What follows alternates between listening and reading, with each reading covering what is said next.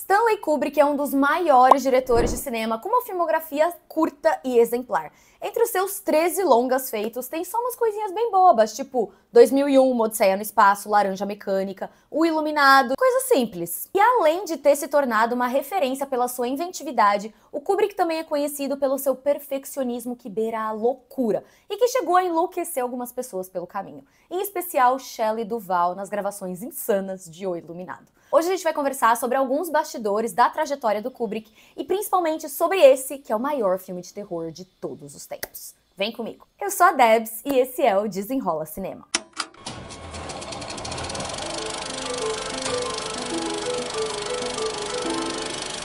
Antes mesmo de terminar o ensino médio, o Kubrick começou a fotografar e descobriu uma paixão pelas narrativas visuais, por contar histórias através das imagens. Mas tudo começou com o universo do documentário. Ele fez por conta própria 3 curtas documentais até decidir que era hora de se aventurar num projeto maior. Ele calculou que precisaria de $10 mil e uma equipe de 15 pessoas para gravar um roteiro sobre 4 soldados que caem numa floresta em território inimigo. Medo e desejo. E como o orçamento era limitadíssimo, o Kubrick planejou tudo com antecedência. Ele precisava filmar em rolos de 35mm, o que custava muito dinheiro. Ele não podia se dar o luxo de desperdiçar um rolo. Ele também foi diretor de fotografia do filme e também montou. O orçamento final foi de $53 mil e o próprio Kubrick não gostou do resultado, mas foi o impulso necessário para que ele seguisse carreira, filmando A Morte Passou por Perto e O Grande Golpe. Mas a sua sorte começou a mudar mesmo em 1957, com o lançamento do filme Glória Feita de Sangue, com o Kirk Douglas, um filme de denúncia sobre as crueldades da guerra, com uma produção primorosíssima que já mostrava um Kubrick um tanto perfeccionista. E o Kirk Douglas se tornou um grande admirador do Kubrick depois deles trabalharem juntos. E ele ia filmar o filme Spartacus e acabou se desentendendo com o diretor, o Anthony Mann, que acabou demitido. Então ele convida Stanley Kubrick para dirigir essa que seria sua primeira grande produção, Spartacus. Depois, no início dos anos 60, ele se muda para a Inglaterra, que estava com um plano de incentivos fiscais para produtores estrangeiros que filmassem com mão de obra britânica. E ele vai lá e faz o filme Lolita, uma história bem controversa e complexa sobre um professor obcecado por uma garota de 13 anos, que foi um sucesso de bilheteria. E a sua carreira vinha numa ascensão incrível, e na Inglaterra mesmo ele filma a sátira Doutor Fantástico, filme que lhe rendeu sua primeira indicação ao Oscar em 1964. Os próximos 4 anos foram dedicados a um projeto ousado. Kubrick queria fazer o que ele mesmo descreveu para o escritor Arthur C. Clarke, que seria um filme de ficção científica realmente bom, que explorasse as razões para acreditar na existência de vida extraterrestre inteligente. E ele disse, se você puder escrever, eu posso filmar. E juntos, eles desenvolveram um roteiro de ficção científica, ao mesmo tempo que o Clarke escrevia o livro que seria publicado junto com o lançamento do filme. Um projeto grandioso, ousado. O Kubrick queria criar uma obra que falasse tanto sobre a evolução humana, quanto inteligência artificial, vida extraterrestre. Ele trabalhou com consultores da NASA, que já viviam uma corrida espacial contra a União Soviética. E ele e o Clarke corriam para acompanhar a cada dia as novas descobertas, faziam pesquisas, consultoria sobre o espaço, para a construção de roteiros, cenários, naves, objetos, tudo. 2001, Uma Odisseia no Espaço, foi lançado em 1968 e o homem chegou à Lua em 1969. Para vocês terem essa noção de que como tudo era feito ao mesmo tempo, a tripulação da missão Apollo 8, que foi a primeira tripulação a conseguir chegar até a órbita da Lua, assistiu ao voo espacial fictício do filme pouco tempo antes de fazerem a viagem real. O site da NASA tem inclusive uma lista com os detalhes de 2001 que foram acertos, desde telas planas e entretenimento a bordo, até os astronautas correndo. E surgiram aí umas teorias da conspiração de que o Kubrick teria ajudado o governo a falsificar o pouso americano na Lua. 2001 dividiu críticas, mas o Kubrick recebeu indicações ao Oscar pela sua direção e roteiro e ganhou o Oscar de efeitos especiais. E o mais importante de tudo, deu aval para esse homem fazer o filme que ele quisesse, meu amor. E sabe o que ele quis fazer? Laranja Mecânica. Um filme com orçamento relativamente baixo comparado a 2001, de $2 milhões. Ele adaptou o romance do Anthony Burgess para o cinema, mas no começo ele pensou em desistir, porque teve receio aí de não conseguir passar para o filme a linguagem do livro, o dialeto próprio do livro. E depois ele pensou em desistir porque não encontrava o ator ideal para interpretar o Alex. Pois então, um belo dia, ele assistiu um filme com Malcolm McDowell chamado If e falou: encontramos o nosso Alex. O Malcolm passou 9 meses em preparação com o Kubrick antes de começar a filmar.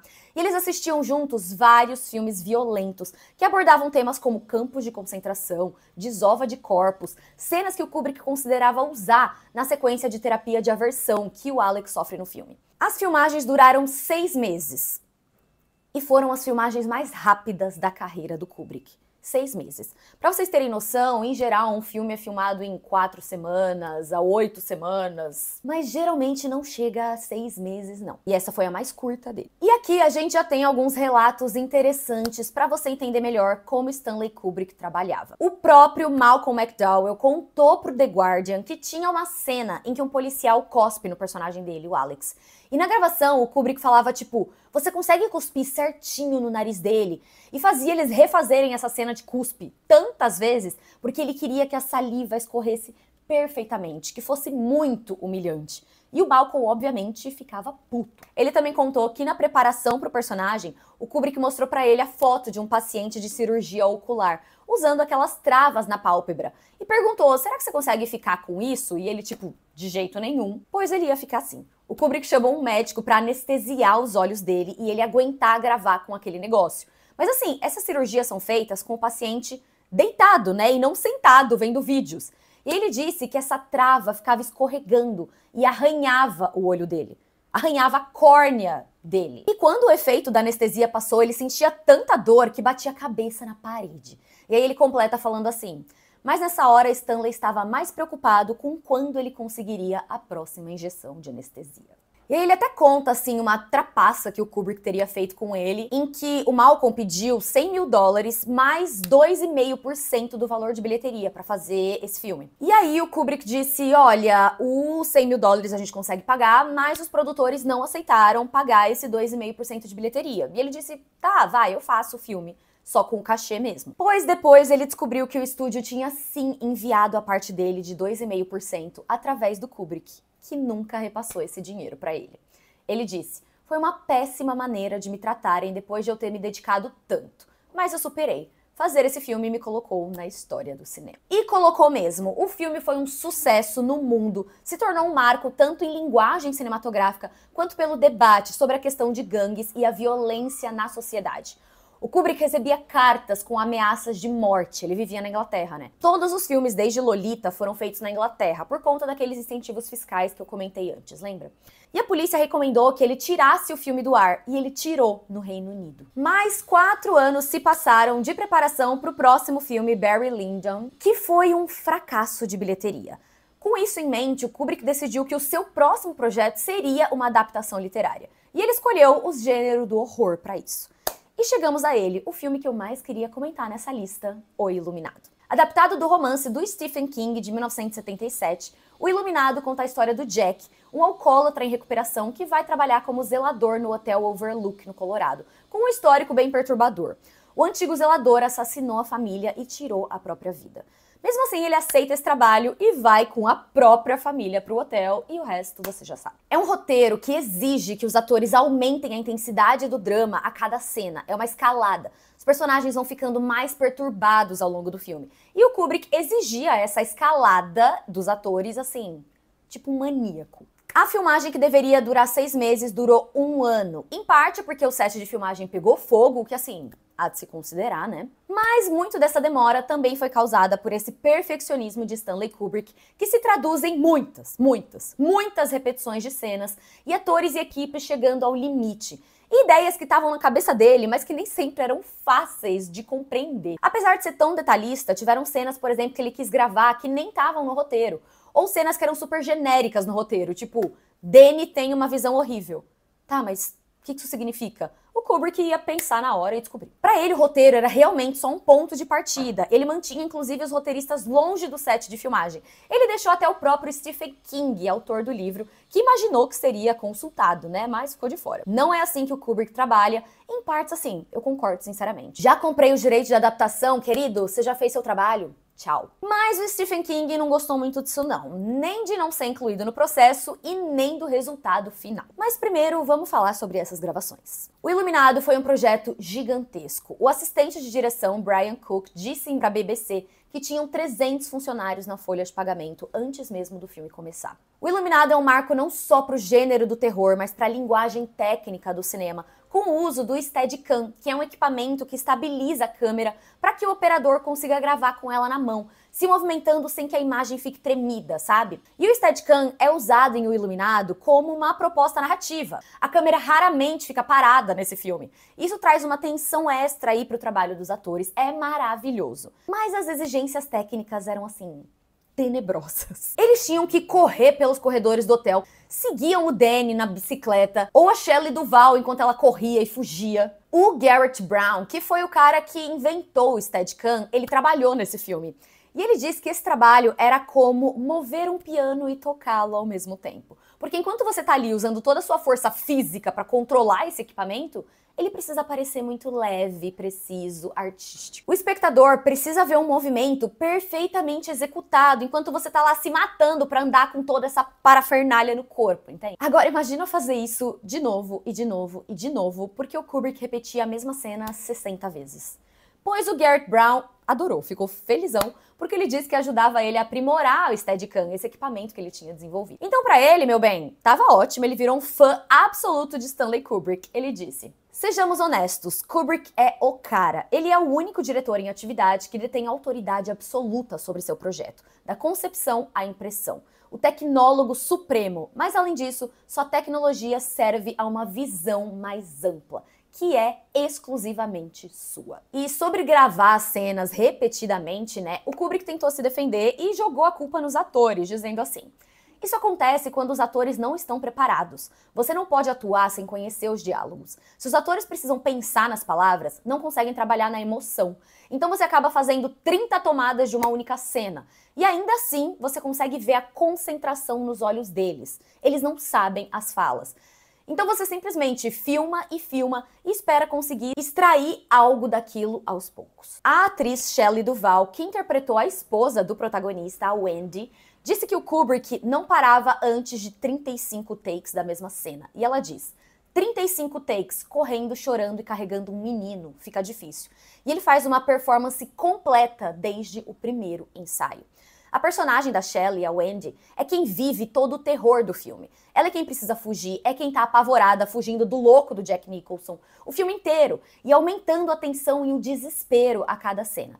E o Kubrick queria o máximo dela. Tem um documentário que mostra os bastidores do filme, em que ele briga com ela, dizendo que ela precisa parecer mais desesperada e que ela tá desperdiçando o tempo de todo mundo. Então ele criava uma pressão psicológica na Shelley para que isso se traduzisse na atuação dela como Wendy. Na época ela disse que o estresse valeu a pena, que se ele não mexesse assim com os nervos dela, ela não teria conseguido atingir o nível de intensidade que ela alcançou no filme. Mas tempo depois ela assumiu que fazer o Iluminado foi um inferno. A agenda de trabalho de todo mundo era exaustiva. Eles filmavam 6 dias na semana por até 16 horas por dia. E na maior parte desse tempo, Shelley Duvall tinha que estar chorando, gritando, correndo, totalmente histérica. Então ela tinha que buscar esse estado constantemente, né? Ela disse que chegou um momento em que o corpo se rebelou e dizia, tipo, para de fazer isso comigo, para de chorar todos os dias. O corpo dela estava exausto.